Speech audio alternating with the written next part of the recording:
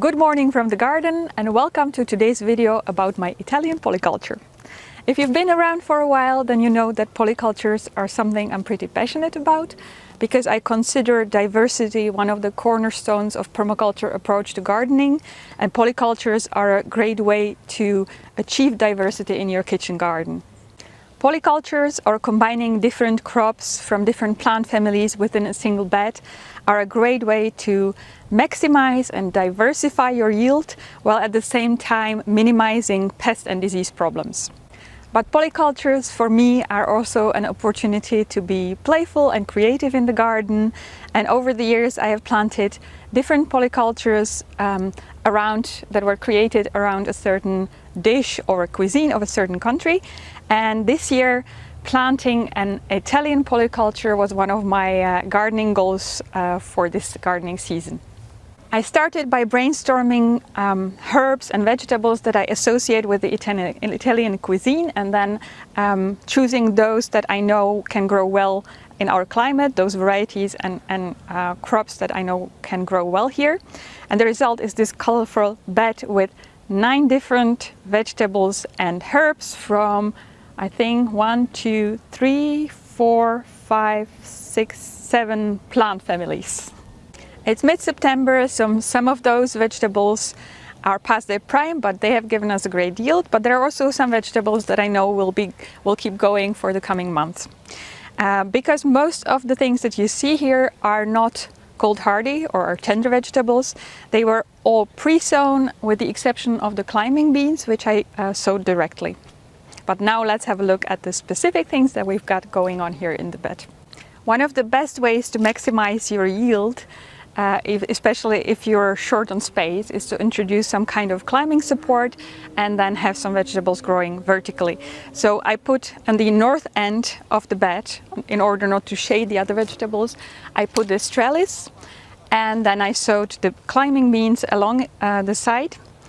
My first idea was to grow Borlotti beans because those are something that I consider typically Italian, but I had some seeds left of this variety, which is called Eva, so I planted those instead. It is a kind of cannellini type of bean with the small white beans, and it's dual purpose. You can eat some of the pods green, which we have done, and the rest we just left to dry on the plant. So now the weather is great for seed saving, so we'll be harvesting those. We'll eat some and then save some from planting next year.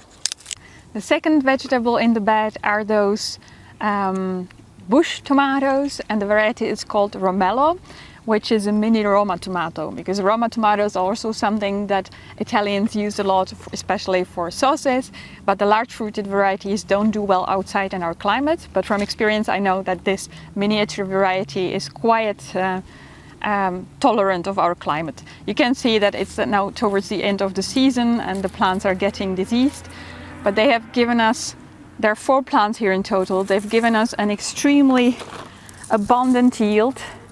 I've been drying some of those. Of course, we ate some of those fresh, but what I've been doing with most of the harvest is slicing them in half and then drying them in the dehydrator. And I have 2 quite large jars of the dried tomatoes to keep for winter.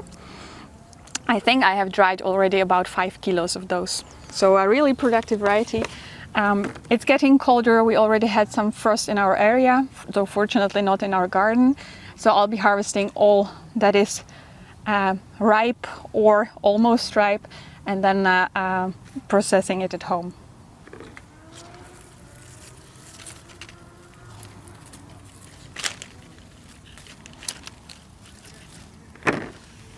Next to the tomatoes, I have 2 aubergine or eggplant plants.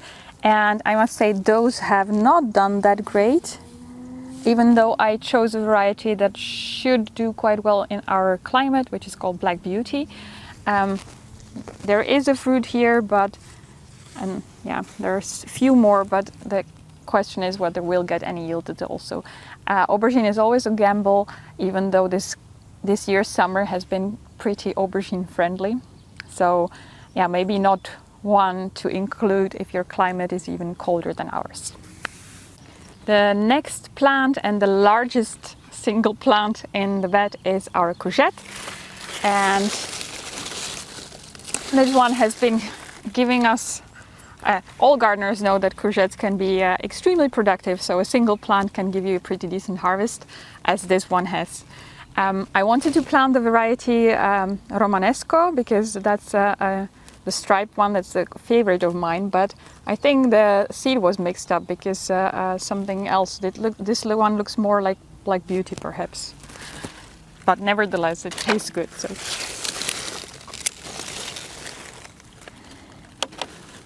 the most beautiful and dependable vegetable in this bed is chard, and my parents have Italian friends. Actually, the wife of the couple is Czech originally, and she said chard was one of the things that she did not appreciate in Italian cooking, but we do love it. We have found different ways to incorporate it in what we eat, and also the colors are beautiful.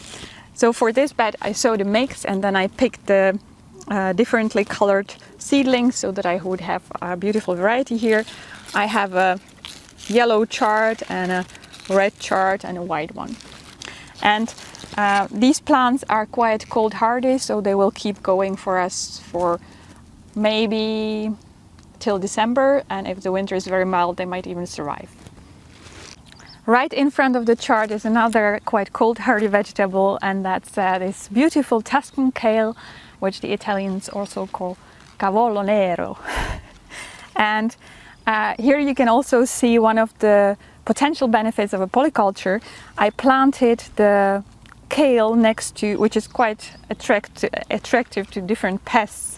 I planted it next to the aromatic basil plants, and that can help to confuse pests and keep the kale out of harm's way. And these plants too, I only have 3, but they can also keep going for quite some time. If we just pick the bottom leaves, we can keep harvesting from those, and in a mild winter, or relatively, it does not really have to be that mild even, the plants should survive and keep going till spring. Like I said, there are basil plants in front of the kale. I have 2 regular Genovese and then 1 purple basil, and in the corner over there, which you probably can't see, I also have oregano. And I think it's very important to add some kind of herbs, aromatic herbs to polycultures. They really have many benefits, not only confusing pests like I said, but also they are usually very attractive to bees and other pollinators. And there's one last thing, is parsley over there in the corner, which is also a herb that as far as I know the Italians appreciate for their cooking. So those were all the vegetables and herbs in my Italian polyculture. I hope you enjoyed the video. Please give it a thumbs up if you did, and tell me in the comments what you would make with this produce, perhaps some Italian dishes that I should be trying. And also, if you're interested in the subject of polycultures, there are many more described in detail in my book Edible Paradise, and I will link it below if you want to check it out. Happy gardening!